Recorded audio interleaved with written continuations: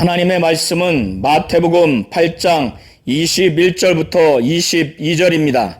제자 중에 또 한 사람이 이르되 주여 내가 먼저 가서 내 아버지를 장사하게 허락하옵소서.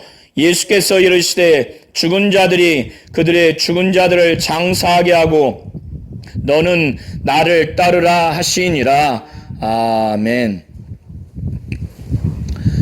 하나님은 권세가 있으신 분이십니다. 하나님은 창조주로서 심판주로서 권세가 있으신 분이십니다. 그래서 하나님은 창조주로서 천지 만물을 지배하고 다스리시는 분이시고 또 심판주로서 모든 영들을 사람들을 심판하시고 형벌하시는 분이십니다. 하나님은 그의 아들 예수에게 만민을 다스리는 권세를 주셨다고 요한복음 17장 2절에 예수께서 친히 말씀하셨습니다. 예수께서는 그가 하나님이고 하나님의 아들의 신분으로서 하나님과 하나님의 아들로서의 권세를 가지고 창조주로서 천지 만물을 다스리시고 또 그는 창조에 동참하셨기에 능히 다스릴 수 있으시며 그는 심판자로서 마지막 날에 모든 믿는 자들과 믿지 아니하는 자들을 또 마귀와 악령과 귀신과 모든 미혹의 영들을 심판하시는 권세가 있으신 분이십니다. 마태복음 8장 18절부터 34절을 통해서 예수께서는 이것을 증거하고 있는 것입니다. 바로 하나님이요 하나님의 아들로서 그의 신분을 나타내 주시기 위해서 그 권세가 그의 권위를 통해서 또 그의 권능을 통해서 그의 능력과 이적과 표적을 통해서 보여주심으로 인해서 하나님이고 하나님의 아들로서의 그 권세를 나타내 주셔서 자신이 하나님이고 하나님의 아들이라고 하는 신적인 정체성을 분명히 제자들에게 보여주신 것이고 서기관에게는 이것을 진정으로 알지 못한 상태에서 하나님이고 하나님의 아들로서의 신분, 하나님 그것을 알기 위해서 하나님이고 하나님의 아들의 권세를 그의 권위와 권능과 능력과 귀신 쫓고 병 고치는 이런 표적과 기사와 능력을 그가 총체적으로 깨닫지 못하고 표적과 기사와 능력과 이런 것들에 주안점을 두거나 율법을 더 뛰어나게 학습하고자 하는 그런 종교적인 부귀영화를 누리고자 하는 그런 동기로 주님을 쫓았기 때문에 온전치 않다고 하는 것을 예수께서 가르쳐 주셨습니다. 예수께서는 마태복음 1장부터 8장 17절까지 그는 하나님이고 하나님의 아들로서 그가 귀신도 내어쫓고 또 병자도 고치고 그리고 5장부터 7장은 산 위에서 산상 설교를 하셨습니다. 그는 하나님의 입장에서 그 율법의 본래의 의미와 그 본래 그 내용을 해석을 해주셨습니다. 그걸 가르쳐 주셨습니다. 그리고 난 후에 산으로부터 내려오셔서 나병 환자의 나병을 치유하셨고 그리고 백부장의 사랑하는 종이 중한 중풍병에 걸렸을 때 그 중풍병을 치유하셨습니다. 베드로의 장로도 중한 열병에 시름시름 앓았는데 그 병도 치유하셨고, 그것이 온 지역에 소문이 나서 해질적에 병든 자와 귀신 있는 자를 많이 데리고 와서 일일이 손을 얹으면서 병자를 고치고 말씀으로 귀신을 내어 쫓아서 병자를 치유하시고 귀신 들린 자를 다 내어 쫓아 주셨습니다. 그래서 많은 무리들이 예수의 이 권능과 그 능력과 귀신 쫓음과 병 고침과 그리고 말씀의 권세와 그 권위를 느꼈기 때문에 이 세상에서의 육체적인 이익, 이 세상에서의 종교적인 이익, 이것을 누리고자, 육체의 이익을 누리고자 예수께 다가왔는데 얼마나 많은 사람들이 모이는지 예수께서는 예수 자신에게 에워쌀 만큼 어마어마한 큰 무리가 오는 것을 보게 됐습니다.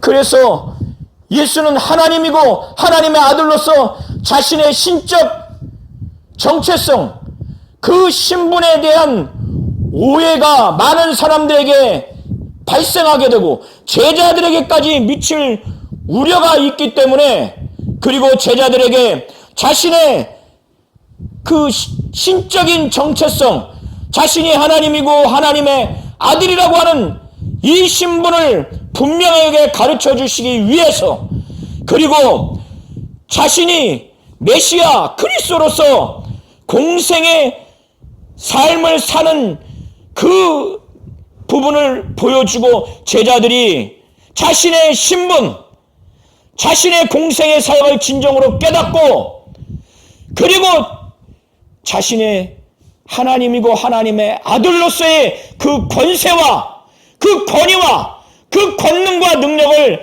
제대로 깨닫고 자신을 따르게 하기 위해서 그것을 가르쳐 주시고 믿음을 더 강화하게 하기 위해서 배를 타고 갈릴리 호수, 바로 갈릴리 바다를 건너고자 제자들에게 명령을 했습니다. 이런 무리들 가운데는 한 서기관이 있었습니다. 보통 서기관은 율법 학자입니다. 평생을 율법을 연구하고 율법을 해석하고 가르치는 자들입니다. 한 서기관이 예수께 나와서 아뢰기를, 선생이여, 어디로 가든지 저는 따르겠습니다. 그는 예수가 하나님이고 하나님의 아들이라고 하는 신적인 신분, 신적인 정체성에 대해서 그는 믿음이 없습니다. 하나님이고 하나님의 아들로서의 그 권세, 그 권세를 이해하거나 그것을 믿음이 없어요.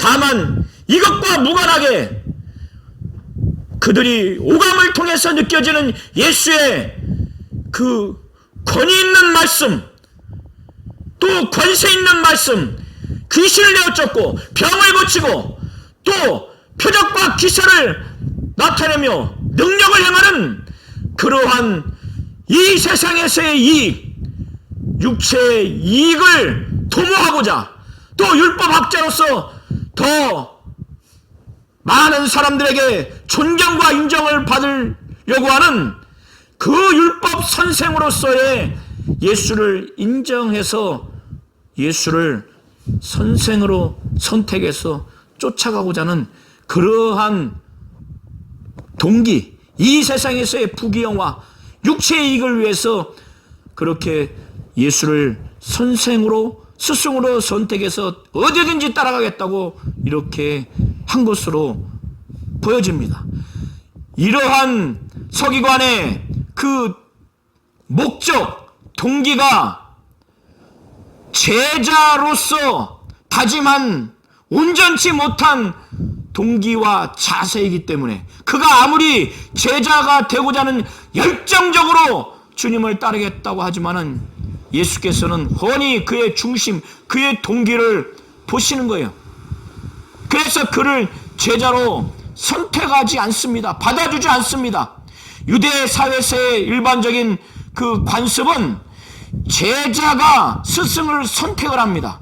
그러나 예수의 제자는 어김없이 예수가 그의 마음에 합한 자, 그의 마음에 참으로 합한 자를 스승인 예수가 제자를 선택하지, 어느 사람도, 어떠한 제자도 그가 스스로 예수를 선택해서 온 자들은 없습니다. 예수께서는 그 서기관의 제자가 되고자 하는 다짐, 그 동기와 목적이 이 세상에서의 이익, 육체의 이익, 종교적인 이익을 위한 것이라는 걸 너무 알기 때문에 말씀하시기를 여우도 굴이 있고 공중의 새도 거처가 있으되 인자는 머리 둘 것이 없다고, 이렇게 아주 제자로서의 그 서기관이 매우 합당치 못하다고 하는 것을 아주 단호하게 말씀합니다. 여우도 새도 굴이 있고 집이 있다는 겁니다. 거처가 있다는 겁니다. 동물마저도 거처가 있는데 인자, 예수께서는 복음서에서 자신을 지칭할 때 인자라고 말합니다. 인자. 다니엘서 7장에 보면은 아주 영광스러운 존재로서의 인자를 말하지만, 또 복음서에서 보면은 공생의 기간 동안에 모든 사람을 위해서 정말 고난을 당하고 십자가에 못 박혀 죽으시고 부활하신 고난받는 많은 사람의 대속을 위한 자로서 인자를 또 표현을 하고 있습니다. 자신을 인자라고 표현하면서 인자는 머리 둘 것이 없다는 거예요. 공생의 사역을 하는 예수의 그 삶은 이렇게 고달프다고 하는 겁니다.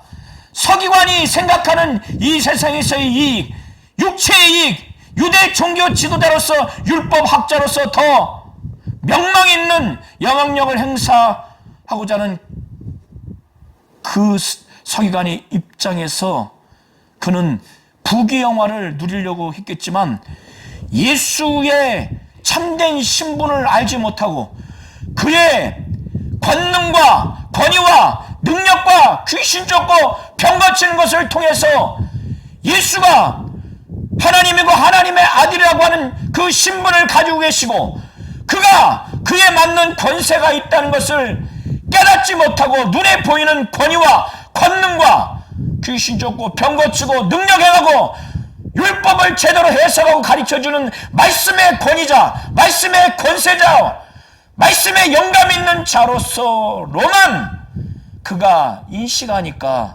자기 나름대로 더 부귀영화를 이 세상에서 또 종교적으로 사회적으로 누리고자 하는 목적으로 왔기 때문에 예수께서는 제자로서 합당치 않다는 의미에서 이렇게 말씀을 한 겁니다.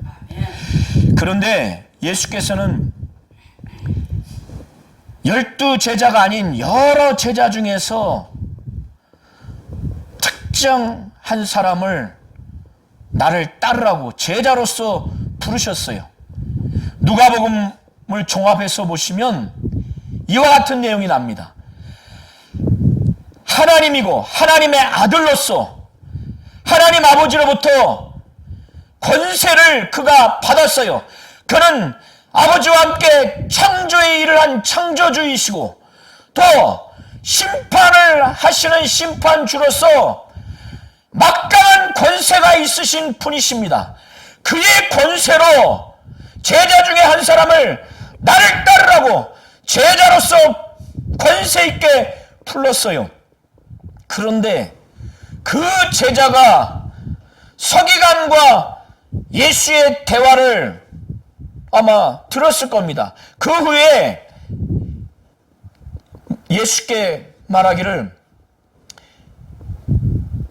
내가 먼저 주여 내가 먼저 가서 내 아버지를 장사하도록 허락하옵소서. 10계명 중에 5계명은 부모를 공경하도록 명령이 되어 있습니다.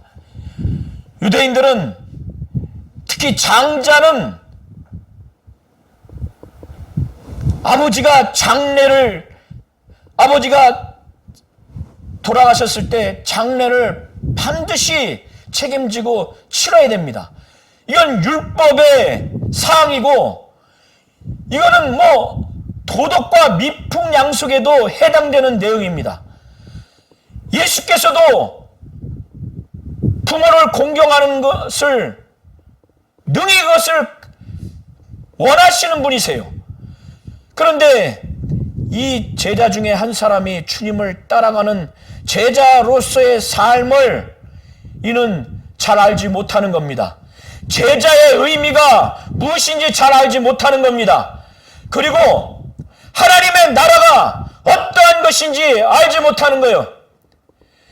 하나님이고 하나님의 아들로서 그 권세를 가지고 명령하듯이 나를 따르라고 했는데 그 권세와 그 권세로 한 주님의 그 부름의 명령을 경홀히 여기는 겁니다.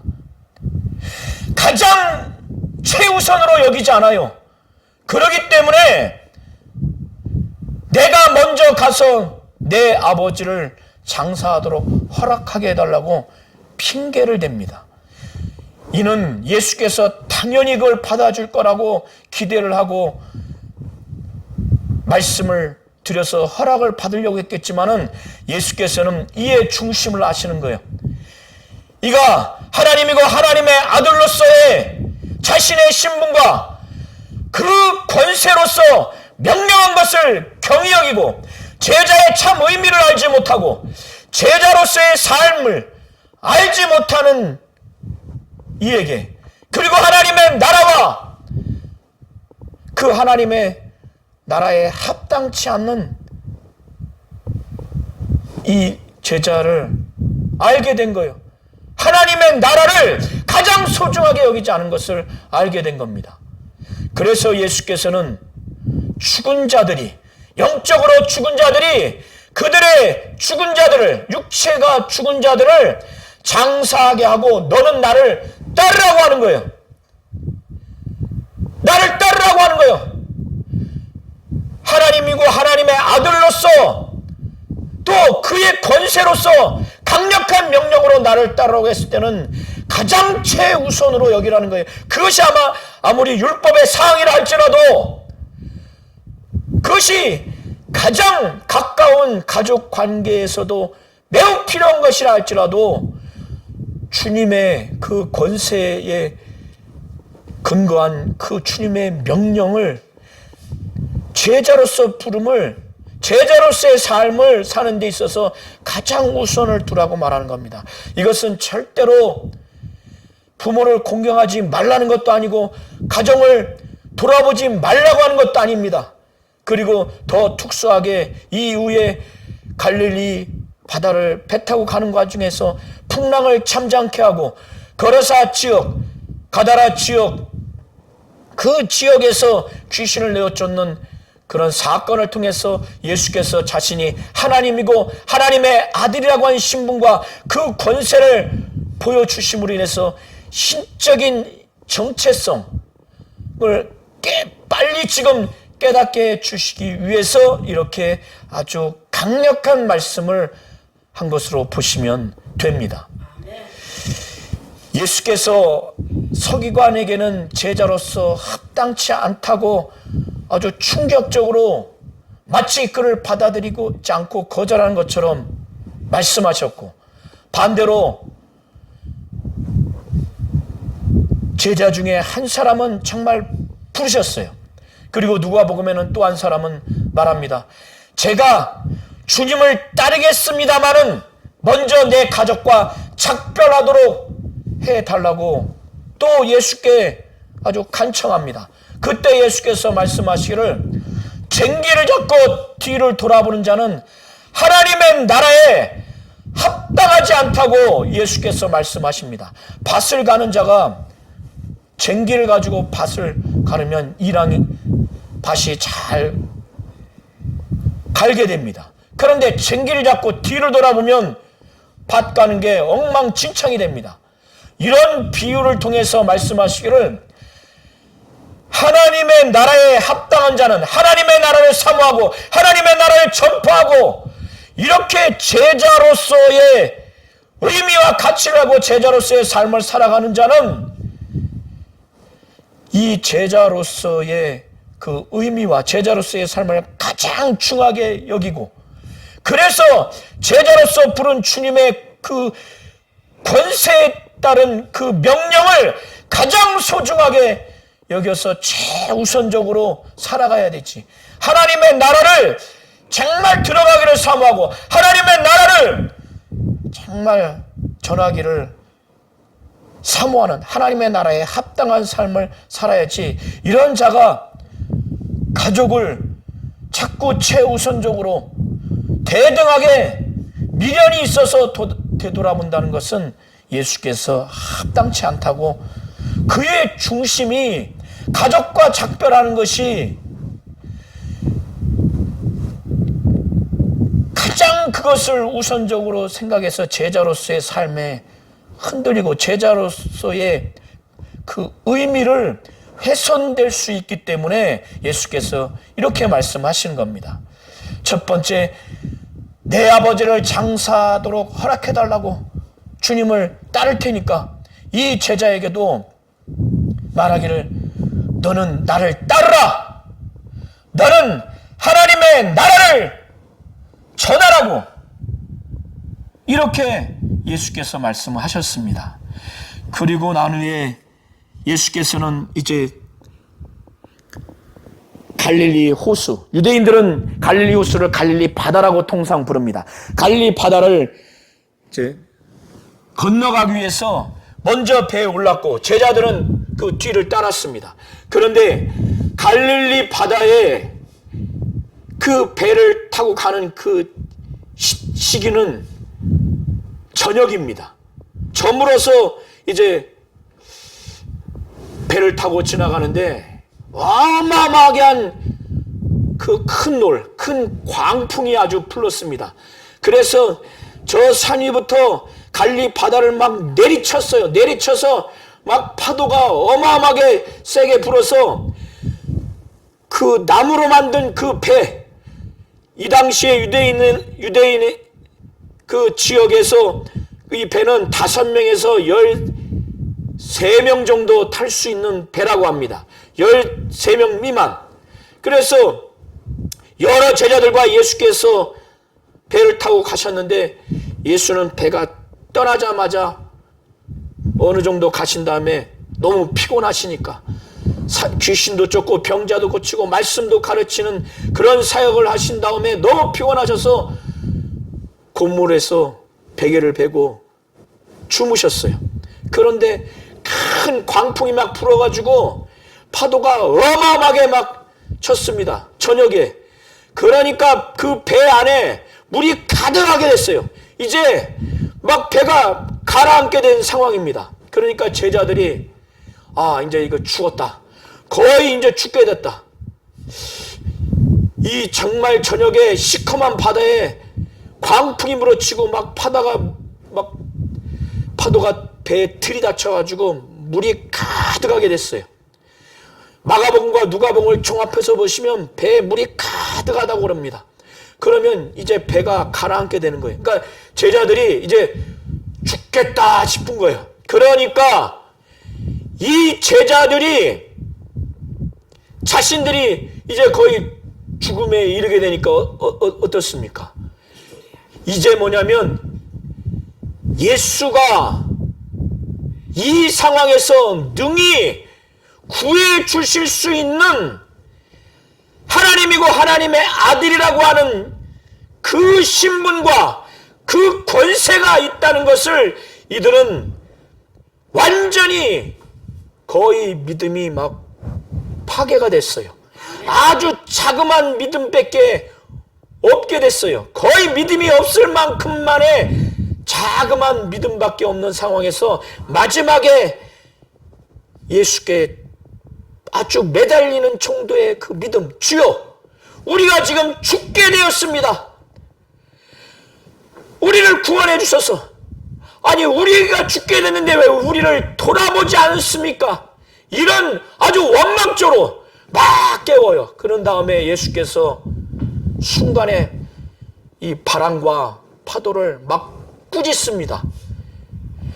이 바다를 향해서, 그 물을 향해서 고요하라, 잠잠하라 하니까 그 순간에 바람과 바다를 향해서, 저 바닷물을 향해서 예수께서 권세를 가지고 명령을 하니까 그 순간에 아주 잠잠해져요. 그러니까 이 아주 무서워하고 두려워하는 이 제자들 향해서 너희가 왜 이렇게 두려워하느냐? 왜 이렇게 무서워하느냐? 너희 왜 이렇게 믿음이 없느냐? 너희 믿음이 어디 있느냐? 이 믿음이 적은 자들아. 믿음이 있는데 거의 없는 것처럼 완전히 적은 믿음이라는 거예요. 예수가 하나님이고 하나님의 아들이라고 하는 그 신분, 그 신분에서 나오는 아버지로부터 받은 권세가 있는 분이라는 것을 이들은 이렇게 정말 그 죽음의 공포, 광풍과 그 파도 가운데 배 안에 바닷물이 가득해서 이제 배가 가라앉아서 죽을 그 상황에 있으니까, 극도의 그 위험, 죽음의 공포 가운데 있으니까 예수가 하나님이고 하나님의 아들이라고 하는 그 신분, 그에서 나오는 권세에 대한 절대적인 믿음, 절대적인 신뢰가 완전히 무너진 거예요.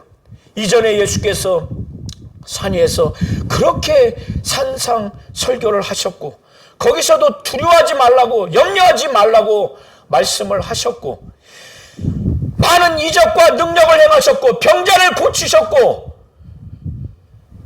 귀신도 내어 쫓았고, 나병 환자의 나병도 고쳤고, 베드로의 장모도 중한 열병에서 고쳤고, 백부장의 사랑하는 종이 중한 중풍병에 있을 때 그도 고쳤고, 많은 사람들의 병을 고쳤고 귀신을 내어 쫓았음에도 불구하고 그들은 눈에 보이는 예수의 말씀의 권위와 말씀의 권세로 말씀의 영광과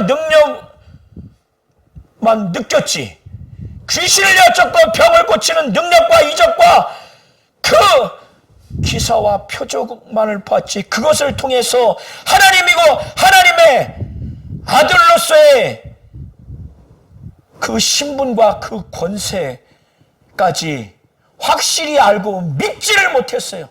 그렇다면은 이러한 예수가 하나님이고 하나님의 아들이라는 신분과 그 권세를 가지신 분이 이런 극도의 죽음의 공포에 있다 할지라도, 그 위협에 있다 할지라도 지금 그런 분이 자기들과 함께 하시기 때문에 능히 살려줄 수 있기 때문에 두려워할 이유가 없다는 거예요. 그래서 예수께서 너희가 왜 이렇게 두려워하느냐? 너희 믿음이 어디 있느냐? 너희 믿음이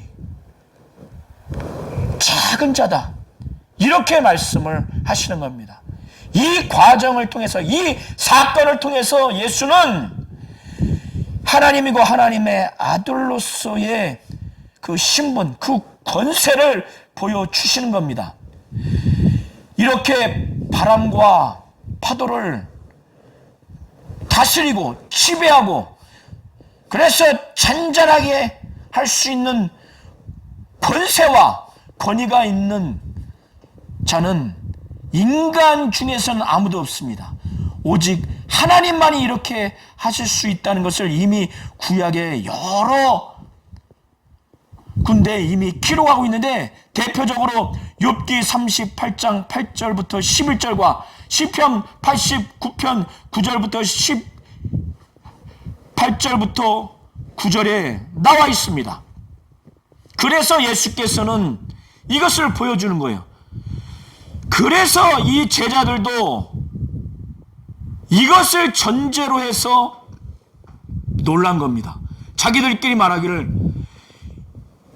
이가 누구기에, 이 예수가 누구이기에 바람과 파도 그 물을 명령함에 순종하는가?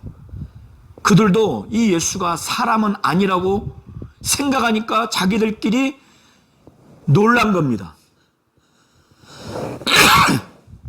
이것은 예수께서 이 사건을 통해서 자신이 하나님이고 하나님의 아들이라고 하는 것을, 그 신분과 그 권세를, 바로 신적 정체성을 이들에게 가르쳐 주셔서 제자들이 예수의 그 신분과 그 권세와 그의 공생의 사역을 정확히 알고, 그래서 자신들의 제자로서의 의미, 제자로서의 삶, 그리고 그 삶의 과정과 결과에 이르기까지 자기들이 어떤 것을 희생해야 되는지를 알게 해주시기 위해서, 정말 제자로서 믿음을 견고하게 하기 위해서 의도적으로 갈릴리 호수 이 바다를 건너서 이 풍랑을 잠잠하게 하는, 바다를 잠잠하게 하는 이 이적 사건을 일으키신 것입니다.